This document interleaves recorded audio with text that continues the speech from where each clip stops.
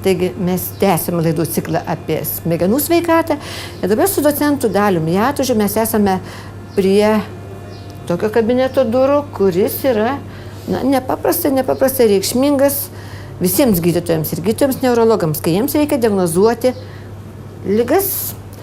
Ir aš manyčiau, gerbiamas docentai, nežinau kaip jums, ką jūs stebit savo pacientų tarpe, bet aš pati kaip galvoju, kad visada, kai tu lauki rezultatų, bet kokio tyrimo, šiek tiek neramu. Ar viskas gerai, ar nedaug dievė, ką nors suras. Bet jums turbūt labai svarbu, kad surasti tą nedaug dievę kas nors kuo anksčiau. Ir tai, kas vyksta šiame kabinete, ir mums apie tai dar papasakos profesorė Nomeda Valavičienė, jums specialistams turbūt labai svarbu. Taip, be abejo, mes irgi būtume linkę nieko nerasti. Tikrai mes esame laimingi, jeigu įtariama sunki liga mūsų pacientui nepasitvirtina, jeigu mes nustatome lengvesnę ligą. Tačiau visgi neretai šio tyrimo metu pavyksta nustatyti sunkes ligas, kurios reikalauja kartais ir netidėliotino gydymo, o kitą kartą labai ilgalaikio, nuoseklaus, atkaklaus, apjungiant tiek paciento, tiek mūsų pastangas. Šis tyrimas, magnetinė rezonanso tomografija, jeigu konkrečiai prie būtent šito kabineto durų stovime, mums labai pasitarnauja diagnozuojant tokias ligas: išsėtinė sklerozė, demencijos, jų tarpe Alzheimerio liga, smegenų tumorai, pagaliau ir insultai, aiškinantis insulto priežastį, nors pirmaeiliškumą teikime. Kompiuterinė tomografija, magnetinio rezonanso tomografija mums irgi labai praverčia. Mes galime matyti ir būklės, kurios dar pačios savaime nėra insultas, tačiau yra labai reali grėsmė, kad jis artimoje ateityje gali įvykti. Be abejonės, ne vien šis tyrimas, mes turime savo arsenale šiandien daug ir kitų tyrimų, tai yra kraujagyslių tyrimai. Tai yra laboratoriniai kraujo tyrimai, kurie rodo padidėjusi kraujo krešėjimą ir taip toliau. Ir visus šituos diagnostinius tyrimus į vieną visumą apjungti reikia ir gydytojo kompetencijos be abejo, nes kaip yra žinoma, sakysime, įtariant insultą, klinikinis įvertinimas, gydytojo įvertinimas yra pirmoje vietoje, labai svarbu. Bet jis yra teisingas, pasitvirtina vėliau apie 80% ir 20% mums vis tiek prideda būtent įvairūs diagnostiniai tyrimai. Bet aš tikiuosi, kad ypač neurologai turbūt neužmiršo ir to, ką mums šviesios atminties profesorius Kibarskis visada per studijas sakydavo, kad neužmirškit kalbėti su ligoniu. Be jokios abejonės. Ir tos, kiti gal sakytų, senos tiesos tikrai niekur nedingo, jos išlieka ir šiai dienai.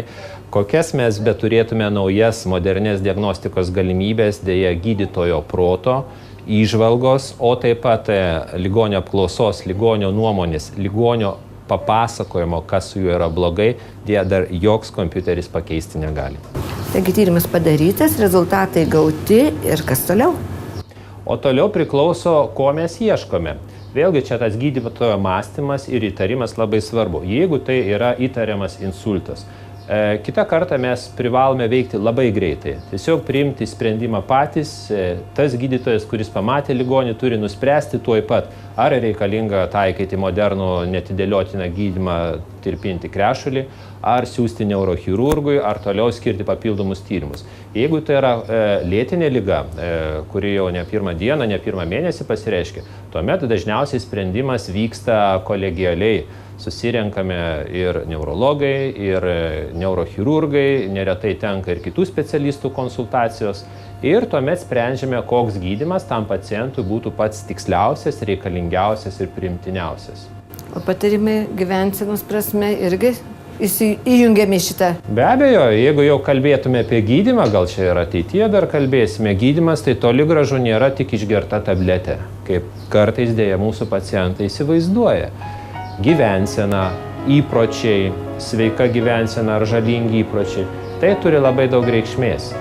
Be abejo, pasiekti rezultatų reikia ir pačio žmogaus pastangų. Radiologijos mokslas iš tikrųjų labai padeda įvairių sričių specialistam ir vieni iš jų yra neurologai. Mes galime atlikti galvos smegenų tyrimus, jeigu pacientas blogai jaučiasi, jaučia galvos svaigimus, jam pradeda tirpti ranka, koja ir pirmiausia, žmogus kreipiasi į neurologą ir neurologas iškart sudaro tyrimų planą. Kompiuterinė tomografija yra greitas tyrimas, atliekama per kelias sekundės ir greitas vertinimas ir mes galime įvertinti pakitimus, išeminės zonas, galvos smegenų insultą, aišku, galim pamatyti ir piktybinius navikus, nepiktybinius galvos smegenyse. Tikslus tyrimas įvertinti galvos smegenis, galvos smegenų anatomiją ir pakitimus galvos smegenyse, pavyzdžiui, ūmų insultą, tai yra magnetinis rezonansas.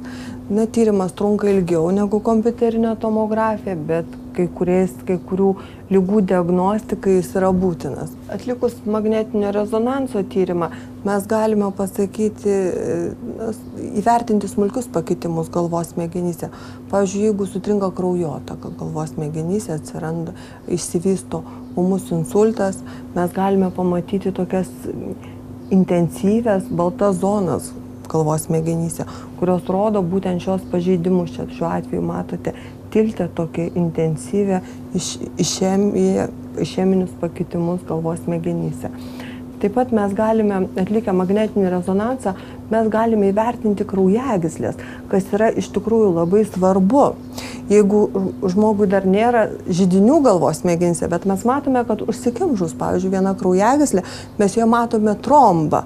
Ir vat, kaip šiuo atveju matote, yra susiaurėjusi vidinė miego arterija ir vidurinė miego arterija. Mes matome signalo tokius susilpnėjimus toj kraujagyslėje. Tai reiškia, tai galėtų būti pacientui kaip skambutis, kad jau kraujagyslė yra siauresnė ir būtent insultas jam gali įvykti. Ir tokiu atveju mes, aišku, aprašom tos pakitimus ir informuojam neurologą.